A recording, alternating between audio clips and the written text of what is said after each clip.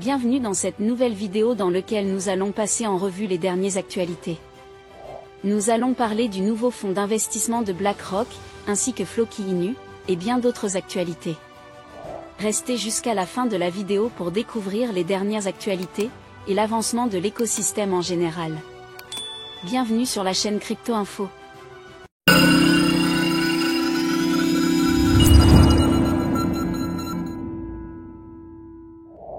En mars dernier, BlackRock, après le succès de son ETF Bitcoin Spot, Libit, a lancé BUIDL, un fonds tokenisé sur la blockchain Ethereum.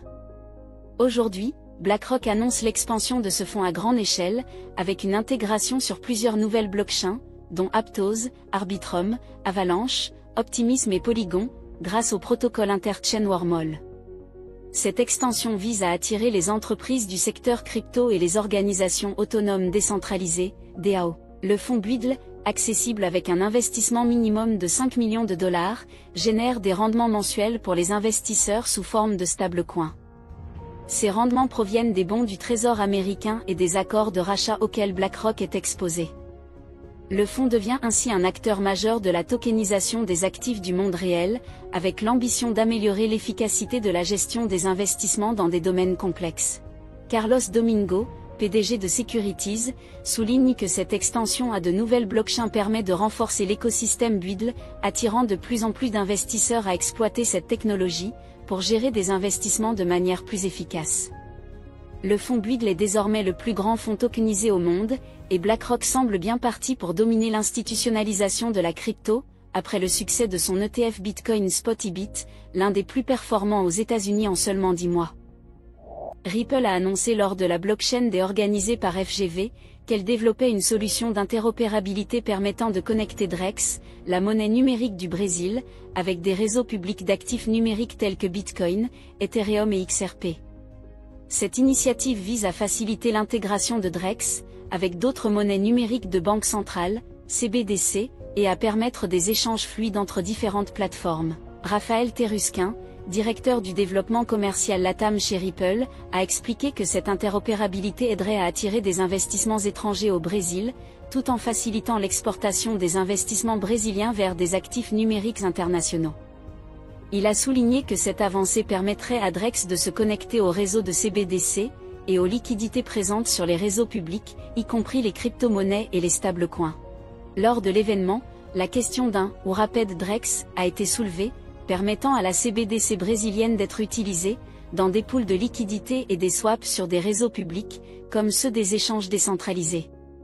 Terusquin a précisé qu'il n'y avait pas de défi technologique majeur à cette interopérabilité, mais que des obstacles réglementaires, notamment en matière de taux de change, pourraient se poser. Il a également évoqué l'usage potentiel de Drex dans des protocoles DeFi, où elle pourrait être utilisée comme garantie dans des applications financières décentralisées, tout en précisant que cette évolution pourrait ouvrir de nouvelles possibilités pour Drex à l'avenir. Toutefois, il a insisté sur la nécessité d'adapter la réglementation brésilienne pour permettre ce développement. World Liberty Financial, une plateforme DeFi lancée pendant la campagne de Donald Trump, a annoncé un partenariat stratégique avec Chainlink pour intégrer ses oracles de prix sur le réseau Ethereum. Cette collaboration vise à fournir des données financières fiables et en temps réel aux utilisateurs de WLFI, tout en renforçant la sécurité et la transparence de son projet DeFi. WLFI s'appuie sur l'infrastructure AV3 pour exploiter cette technologie. Eric Trump, ambassadeur Web3 de WLFI et fils du président élu, a salué ce partenariat comme une avancée majeure pour l'avenir de la plateforme et de la finance décentralisée, exprimant un optimisme croissant pour l'avenir des crypto-monnaies et de la DeFi. Il a également mis en avant le potentiel de WLFI, à transformer le secteur financier grâce à cette intégration. Le choix de Chainlink par WLFI souligne la croissance de l'écosystème oracle de la société, notamment après le succès d'un pilote avec Swift, UBS et l'autorité monétaire de Singapour, visant à tester le règlement de fonds tokenisés.